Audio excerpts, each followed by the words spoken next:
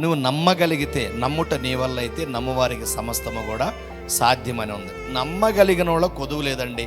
నేను అనుభవంగా చెప్తున్నా, మన ప్రభువును గనక మనం నమ్మగలిగితే, పిలిస్తే పలికే దేవుడు అండి ఆయన, మాట్లాడే దేవుడు ఆయన. చెట్టు కాదు, పుట్ట కాదు, గుట్ట కాదు, ఆయన మాట్లాడే దేవుడు, గొప్ప దేవుడు ఆయన. తప్పకుండా మనం ప్రార్థిస్తే ఆయన తప్పకుండా మనకు జవాబిస్తాడు. అసలు నిన్ను ఎక్కడ చెక్కున్నాడో తెలుసా? నా అరచేతుల మీదనే నిన్ను చెక్కి ఉన్నాను అంటున్నాడు. అందుకే మనకేం చెప్తున్నాడంటే, స్త్రీ తన చంటి బిడ్డను కరుణింపక మానున వారైనా మరుచుదురు. కానీ వాస్తవంగా ఏ తల్లి కూడా తన చంటి బిడ్డను మరవదు. మరుస్తుంది మీరు చెప్పండి?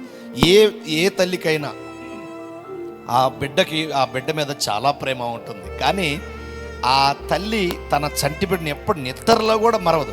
కానీ వారైనా ఒకవేళ మరచుదురు కానీ ఆ టైంలో కూడా నేను నిన్ను మరవనన్నాడు. ఎందుకంటే నీవు నా అరచేతుల మీద నిన్ను చెక్కుకొని ఉన్నాను అన్నాడు. కాబట్టి ప్రేమైన దేవుని పిల్లరా, నువ్వు ఎక్కడో ఉన్నా అనుకో, ఆయన అరచేతుల్లో నుంచి చిక్కుకున్నాడు. ఆయన నిన్ను పుట్టించాడు, ఆయన నీకు జన్మనిచ్చాడు, ఆకలి ఆయుష్ ఆరోగ్యం ఇచ్చిన దేవుడు. నీ ప్రతి సమస్య ప్రార్థనాపూర్వకంగా కన్నీటితో నువ్వు ప్రార్థిస్తే ఆయన తప్పకుండా ప్రతి రంగంలో విజయవంతంగా ముందుకెళ్ళిపోతావు. ముఖ్యంగా చివరిలో ఒకటే నమ్ము, ఆయన అరచేతుల్లో నీవు ఉన్నావని ఎప్పుడు నీవు మర్చిపోవద్దు.